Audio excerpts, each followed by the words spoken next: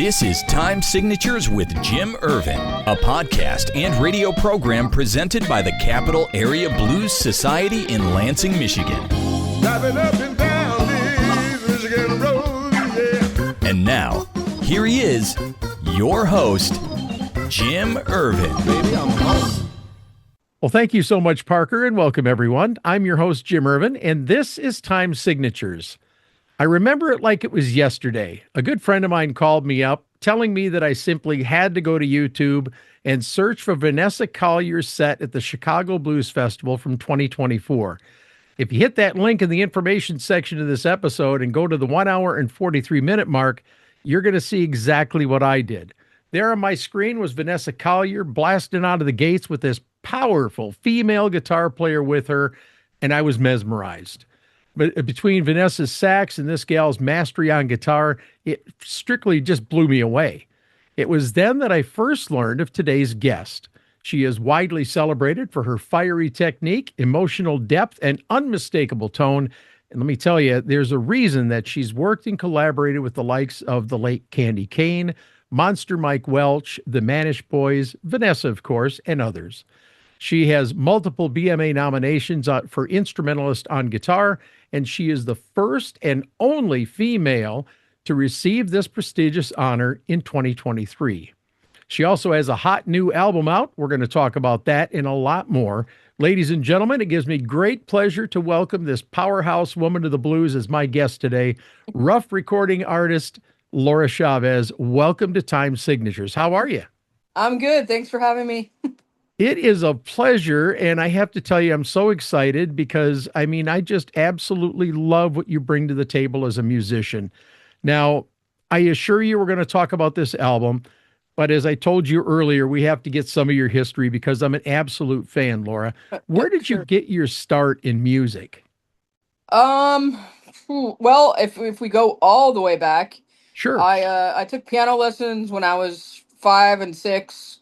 And then that didn't really take. My mom was a piano player in the house, mainly just playing, a hobbyist, reading sheet music and just playing kind of popular music. And I always loved to listen to her.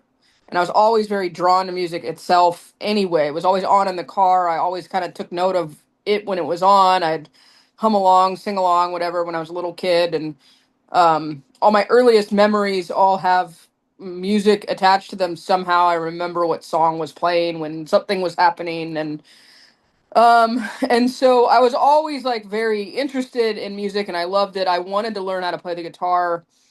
First time I tried when I was about 8, and it did not go well at all. At that point I loved classic rock. I loved the music my parents were playing. My brother had all these records, so that's kind of why I was drawn to the guitar in the first place. It didn't go well, and then I picked it back up again when I was 13 or so, and I got an electric guitar and kind of never stopped. Wow. Now, we have to pay homage to one of your biggest fans because, as I read, your late band leader, Candye Kane, made it her mission to ensure that the world knew who Laura Chavez was, didn't she? That's right. She definitely went out of her way. Was she one of your earliest supporters, do you think? I was playing and playing in a band and had toured across the country, and for about 8 years before I ever met Candye or Okay. We knew each other. So I joined her band when I was 25, and I kind of started playing professionally when I was 18.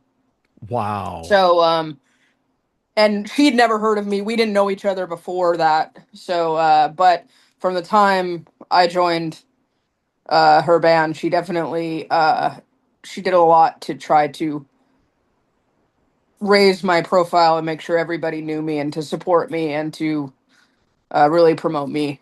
And as she was kind of reaching the end of her time here, I think she tried even harder to make sure that that happened. Well, I think between her work and your work as a musician, that's, pretty good combination if you ask Yeah. me. But that's quite the opposite of your first guitar teacher at the tender age of 8, wasn't it? Let's talk about that. Yeah. Oh wow, you did your homework. You know the story.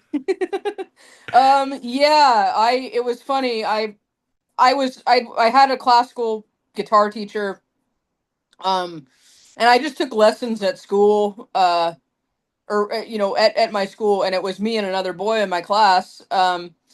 And the teacher was very. I'll just say, I mean, he gave all the attention, all the instruction to the boy, and paid no attention to me.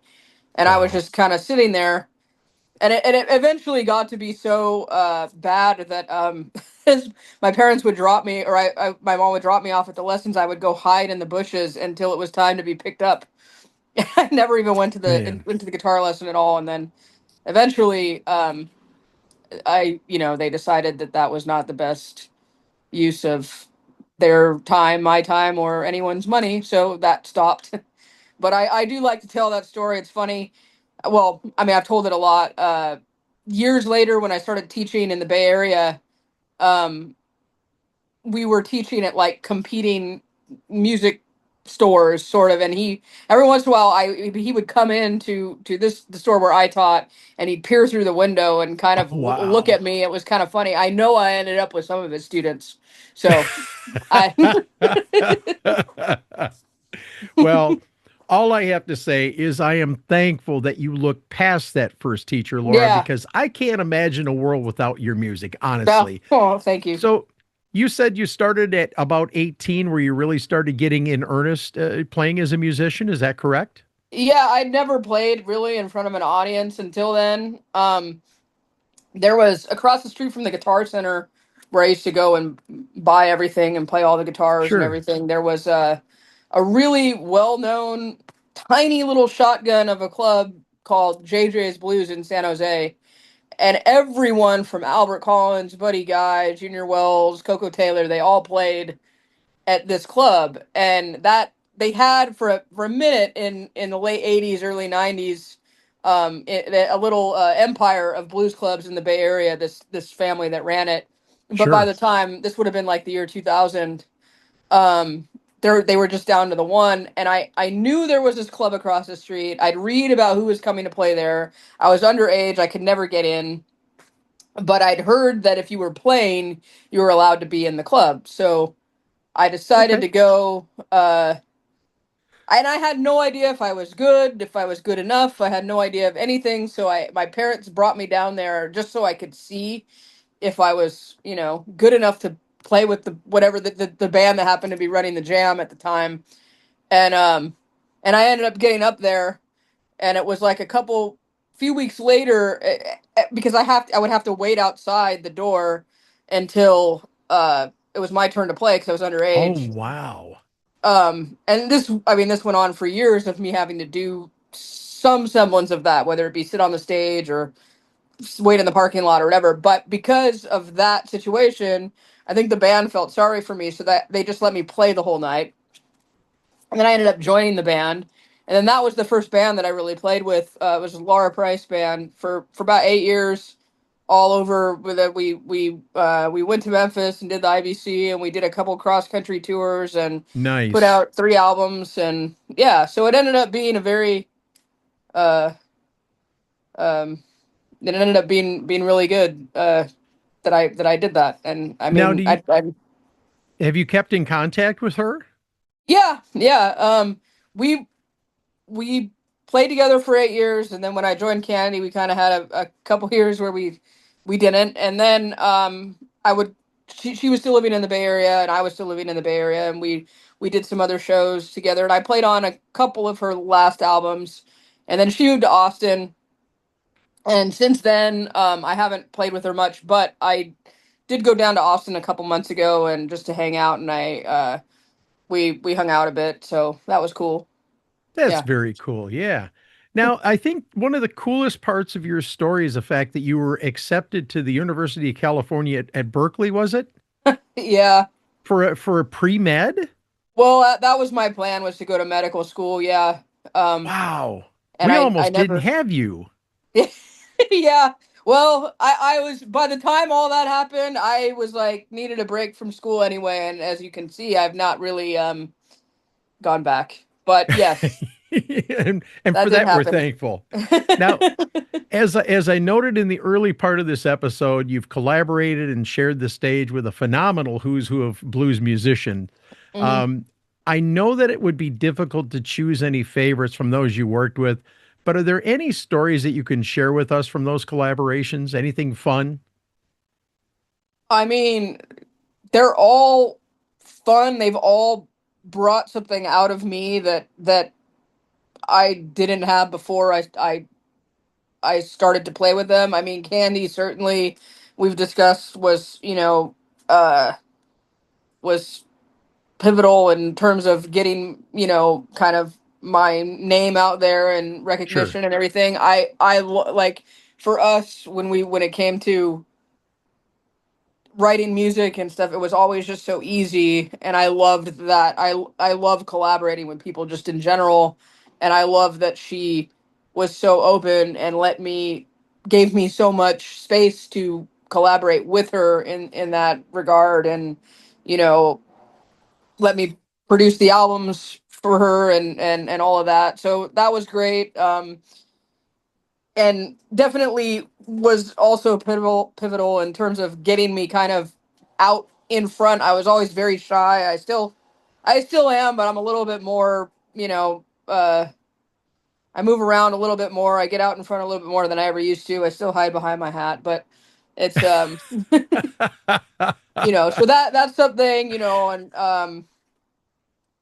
with Vanessa, it's that also is kind of I think a really special collaboration. I think yes, the ma'am. energy between the two of us and the way we play off each other and whatnot is a rare thing. And so I mean that's special. I've gotten to uh, record on done numerous sessions, a lot for different roof artists. I just did a couple albums with Mitch Ryder, the old '60s rocker, Yeah, yeah, yeah. Detroit Wheels, and I mean that in itself, just someone of that kind of stature and with that history and everything. I mean, just having that to learn how he approaches, recording and writing and all of that was amazing, and got to do an album with Don Was with him, and just Wow. every single session I've done, I've always learned something. I've always taken something from it. So, and there's been lots of fun as far as that goes. But Sure. yeah. Well, it's kind of cool because we have one of the Detroit Wheels living right here in Detroit, Jim Oh, cool. McCarty, who played with him. Yeah. Jim also was on an album that was released posthumously from Jimi Hendrix called Nine to the Universe. And there's a song in there called the Jimmy Jimmy Jam, Okay. spelled the way they both spell their first names. And it was an unauthorized release, so Jim doesn't really like to talk about it. But the stories that guy has, because back in the day with Devil with the Blue Dress, he was playing drums, Oh, and yeah. now he's Okay. a prolific guitar player. Yeah. Um, so really come full circle on that. That's But I want cool. to go back. I want to go back to Vanessa Collier because you absolutely do have a chemistry with her. Was 2024 your first visit to Chicago to the Blues Festival as a performer? Yes, that's the first time I ever did the festival. Yeah. What was that experience like for you? I got to ask you. Well, that was always the Chicago Blues Fest was always like a bucket list, event that I always wanted to do. So it was amazing. It was great to get to do it. I was so happy that she got that opportunity, um, to be on that stage. Unfortunately, it was the one day that it decided to like the skies opened up and just poured. So Oh, right during our set. So it could have been better attended, but it was still great. I mean, everything about it is great. The sound, the crew, everything. So and just like I said, to have done that festival now, it was always at the top of, a list that of things I always wanted to do, and yeah. Well, I'll have you know, I watched it again today for the second time. Oh wow, okay. And from the start, man, you guys never played. And the only reason that I knew that it was not well attended is because the guy that introduced you said, let's pretend there's a great big crowd here and, let's have and I'm thinking, you guys didn't act like that at all. But No. when Vanessa came to play at Kalamazoo, I'm going to admit to you, I was really disappointed. Not in her. I had a blast. She put on a great show, but I was really disappointed because I walked up and I said, "Is Laura playing with you today?" And she's like, Uh, "No, she's." And I was like, "Oh man," because seeing you guys, and I'm not just fanboying here. I'm just seriously the chemistry you guys have. You guys were both shot out of a cannon from the very first note and you put it all out there on the stage. And I think that's something that, you don't see all the time. So when you see it, yeah. it's very refreshing. You know what I'm saying? No, I for sure. And I think I've always that's something I've always tried to I think I'd done and I didn't realize I was doing it and I didn't realize it was like a rare thing, but I think that has to do with the fact that I started so young or Sure. just, as a teenager, and that's how you are when you're 18, and I just kind of never let up. So for me, that's like the only way to do it, and I love that about Vanessa and about same thing. I also uh, tour full time with Nikki Hill, so that's part of my thing is I try to balance the two of them. Both of them, like it doesn't matter if there's two people in the audience. It doesn't matter if there's 20,000 people in the audience. It doesn't matter if the sound sucks. It does not matter. They are like always going to give 180% all the time. Like they're and so I have no choice but to really do that also. But I can't imagine not wanting to do it. Well, and you guys seem to play off of each other, and I think Well, that's yeah, that's part of that chemistry that you don't see with all bands. I mean, it's yeah, wonderful when you get to see it, though. It's kind of magical. Yeah. yeah. No, I 100% agree. Like I said, it's a rare, special thing, and I don't take it for granted at all. I do what I can to make sure that people know that's how I feel about it also. Right on. Well, Laura, I'm going to turn the page here. You said in an earlier interview that the pandemic was particularly difficult for you because it caused you to doubt the future that you had in front of you. And it also caused sort of an identity crisis. Talk about Yeah. that period of time for just a moment, would you please? Well, I mean, from the time I was 18, like I've just always been a musician. That's how people know me when I walk around in San Diego now where I live. Everyone's Sure. like, "Oh, I'm the guitar player." That's how everybody knows me. That's all I've never made a single dollar in my life doing anything other than playing the guitar, whether it be teaching, whether it be playing, performing, recording. So when that all just kind of abruptly the bottom fell out, I was like, "Oh, wow, what am I even going to do? I don't Oh, know. yeah. I don't have an idea." Um and it was also difficult because I don't stay in one place for very long. I never have. Like once I started touring, it's like even in my home, like by the third day I'm here, I'm kind of like, okay, I'm ready to go. As much as I can't wait to go home, sometimes or it's like, oh, Right. it'll be nice to get home for a couple days. It's like by a couple days I'm ready to go. So the idea that I was like stuck here and not only stuck at home, but like actually stuck in my home, like as we all were, we all remember Yes, that ma'am. it was it's kind of a weird thing, but yeah, I didn't know.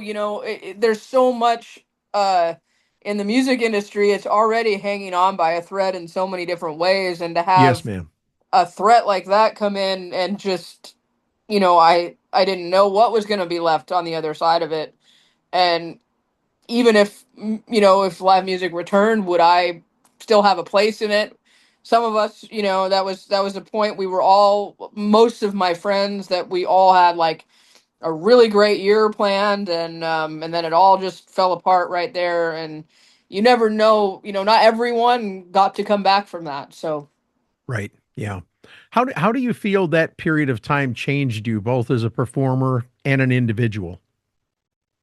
Well, one thing, I didn't touch a guitar. There was a point where I didn't touch a guitar for about 2 months, and I'd never done anything. I've never nothing like that. I'd never done that in almost 30 years of like so once I did, I remember I went to teach like a Zoom lesson, and my I couldn't play. My fingers hurt, like all my calluses were gone. I had no idea it was gonna something like that would happen, and I thought, okay, well, I will never let this happen again.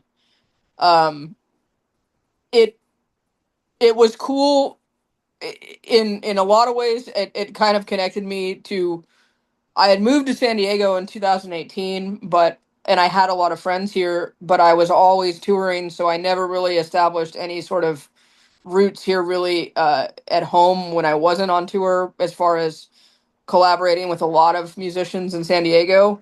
So it gave me a chance to do that a lot more, and I kind of reemerged on the other end, busier than ever. And I also loved one of the artists that I play with based in San Diego that came out of that time as he's a singer, songwriter, guitar player named Chicken Bone Slim. And he he was lucky, he was fortunate to be able to take advantage of the fact that I was home, and Marty, the drummer that I also play with Nikki, was home, and we took that time and started to work on songs that we made a recording, and we started doing this once things started to open up a little bit. We started to do this busking thing down in the Little Italy downtown San Diego, where I mean, busking, but we were bringing generators and whole drum kits Sure. and, playing down there on the street. And it was just really cool to see how people were resourceful with what they could do at that time to bring live music to people, and how grateful people were to have it again. And so, yeah, I think, I definitely, I don't take any of it for granted. I tried to, I've a lot in my life that's kind of, whether it be Candy's death or, just other things that have happened. I try to always take a moment to realize how fortunate I am, and, but that was like another one of those moments where, man, okay, everything got taken away in a minute, and then, trying to Sure. build it all back. So that's Yeah. definitely one thing I took from that. Yeah. Okay. I have to ask you, since you're in the San Diego area, are you familiar with Earl Thomas? Have you done Oh any yeah. collabs with him? I've never collaborated with him. No, it's funny. Really? He was also a really good friend of Candy's. Yeah. For whatever reason, Wow. you can ask Earl. I don't know. Yeah. That's never come about. I would love to see you two together. That'd be Yeah. fun, man. But listen, you have had several BMA nominations for the instrumentalist guitar category. You won the award in 2023, the first female, the only female to win it. Talk about the importance of that award to you, and how cool is it that you're the only female to win this award?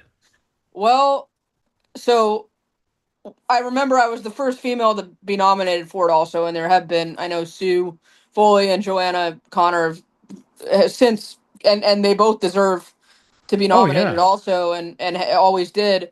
I remember feeling like that was for, it's funny. People come up to me all the time, I'm sure you can imagine, and it's like, you're just the best female, you're the best woman guitar player. I've never heard a girl play like you, and it's like they can't get past it. It's almost like they can't not say it. But I never have felt that from the majority of like my peers in the music industry, and the other guitar players and other musicians have never projected that onto me. I felt like for the most part they always I had just assumed, or I felt that they saw me as just any other guitar player. And so it was cool in that moment when I first got nominated to finally be just a guitar player, and to be what I felt like I was finally, it was my own merits that put me there. And so when I finally did win also, I felt like, I didn't win it the first year, I didn't win it the second year, whatever. It was like I earned it, and it wasn't just because, oh, let's give it to, this would be fun, like let's give it to the girl, be like it felt like I'd earned it, and I had the and the reaction of everybody was I just remember everyone seemed genuinely happy that I won it and that I Yeah, deserved but it, and so it was you amazing. strike you strike me as somebody that's very easy to like. You're a Well, very thank you. likable individual, okay? Even if you Thank you. hide behind your hat. I appreciate All right. that. Yes, ma'am. The new album is called My Voice, and as of the time of our meeting here this evening, it has only been out for a few weeks by my count. How Yes. is the album being received so far? So far, it seems like all the reviews have been really good. Everyone that I've taught that has people that have come up to me and said, "Oh my God, I got your album. It's great." I don't. It was such, I think, a surprise for people because while it seems obvious to people that I would maybe put an album out, I never had, and I'd always shied away from it and run the other way. And then all of a sudden, I did it, and I didn't tell anybody, and then boom, there it was. So it was cool. Like now, the people that have come up to me, they all say they really like it. They say that the best compliments I get are it's like I just hear you, or I can listen to it. I just want to listen to it from top to bottom, and then I want to listen to it again because I tried really hard to make it that way so that it was varied in style and substance and everything. So it seems like it's going well. Well, and the album it's structured quite well. There's a good variety of styles and music in there. You stated that Born on the Bayou is a tribute to your father. Um, Go ahead and talk about that for a moment. Well, so my dad, I mentioned that we always had music on. The car was the main place where, and both my parents were always picking me up here, driving me there to school, to basketball practice, to later to gigs, whatever it was, and there's Sure. always music on in the car. And my dad, I knew I was gonna do something that because he there was like a handful of tapes, and we used to when I was younger get in arguments about music and what was better or what was. And I remember he's always been a big Creedence fan, and so it was either gonna be something. It was either gonna be Creedence or it's gonna be something off the Who Are You album by the Who. One of those I was gonna do for him, and yeah, the Born on the Bayou. I just started thinking about it. I was like, well, it's an instantly recognizable melody, and I can definitely do something to make it my own. It's not gonna be the laid back swampy thing. It's gonna Right. kick you in the face. So that's what I. And you really did. You came out of the gate with that thing and it was hard hitting. And I have to ask you, what does your father think of the song? Oh, I think he likes it. Yeah. Okay. From what? Yeah, he. I think he was happy I did it. Well, Laura, it's tough to choose, but I finally did get a few select songs here that I have as my favorites. Okay. Among them, I give a nod to the up-tempo Born on the Bayou, as I just said. Is it El Cascabel? Cascabel. Yeah. Yep. Mamba Negra Okay. Yeah. and La Llorona. La Llorona. Yeah. La Llorona. Okay. Close. You got Okay, it. great. That's okay. So you Thank kind of you. got to pay homage to your heritage as well in this, didn't you?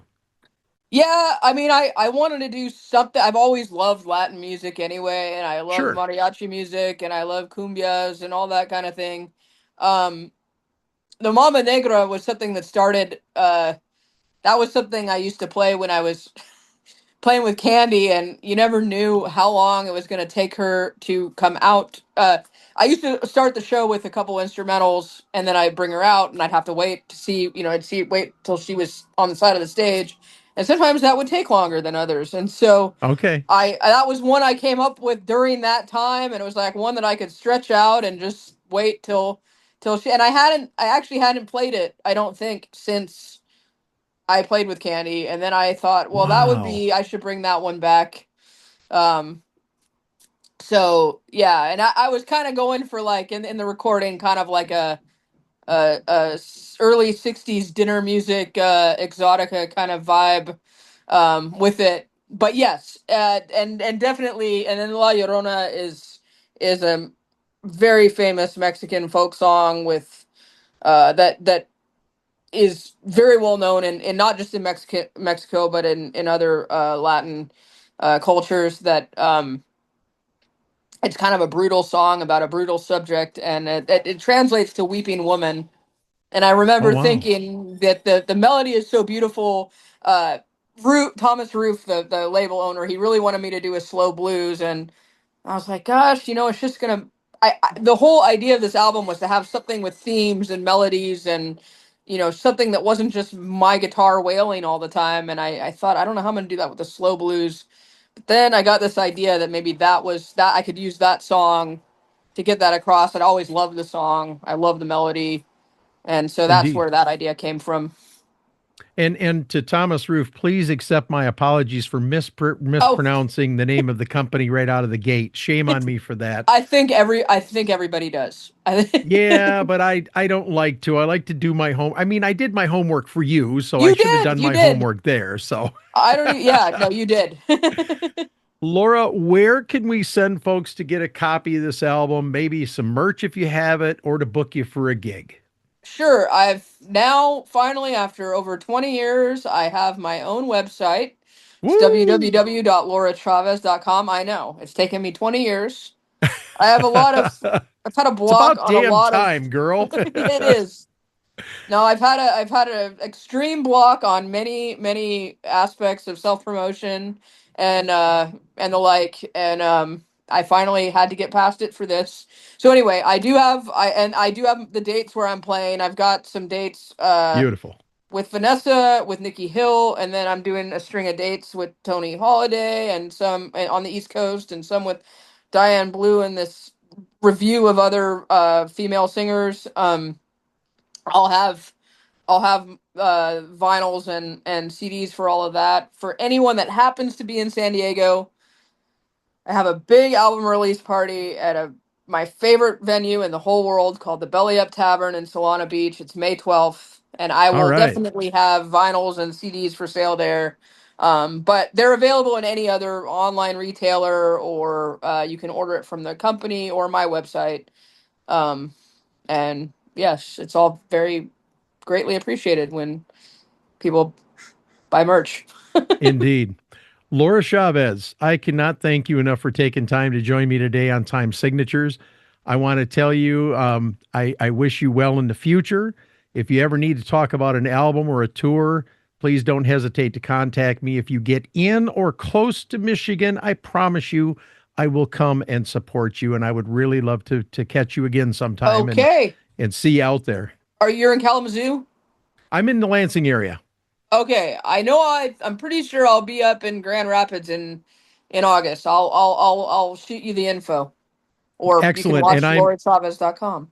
pleased. Yeah, I'll do that. And I'll tell you what, I'll get in touch with is it Amy? Yeah. Yeah, Amy Amy Brett? Bratt. I'll get in touch with her. I would love to come and shoot your show. I'm also a professional photographer, Oh, and it would cool. be an Okay. honor. I'll give you the photos at no cost. Be no Okay, problem. no. Thank you so So much. And thank you for making this easy. These interviews are not I've never thought I was very good at them, so I you're a appreciate it. natural. You did well. Thank you. I appreciate that. So let me go ahead and wrap this up real quick, and I'll say goodbye to you properly. As Okay. we conclude this edition of Time Signatures, please allow me to tell you about the National Women in Blues. Now, this is an organization that supports, edifies, mentors, and promotes female blues artists and was created in 2006 after the chief bottle washer, that's her title, Michelle Seidman, attended a very well-known blues festival. And of the 55 acts on 4 stages, she noted that there were just 4 artists scheduled to perform, female artists, that is. Fast forward nearly 20 years later, and the National Women in Blues is making its mark with their annual Women in Blues showcase in Memphis during the International Blues Challenge. But they also sponsor other showcase events around the country and Women in Blues seminars. Visit nationalwomeninblues.com today and make a donation in any amount because they will appreciate it to support this worthwhile cause, won't you? And as always, thank you very much for your consideration. And that wraps up this edition of Time Signatures. Once again, my thanks to our guest, Laura Chavez, but also to you, for without you, none of this would be possible. Jim Ervin reminding you, keeping the blues alive is everyone's responsibility, but preserving the history of the blues, one story at a time, that's my mission. Until next time, so long, everybody. This has been Time Signatures with Jim Ervin, presented by the Capital Area Blues Society in Lansing, Michigan. For more information on cabs, visit capitalareablues.org. You can find this episode and past episodes at lccconnect.org. The Time Signatures theme song, Michigan Roads, is used by permission and was written by Root Doctor, featuring Freddie Cunningham. You know I'm trying, baby, driving up and down these Michigan roads, yeah. Until next time, keep on keeping the blues alive.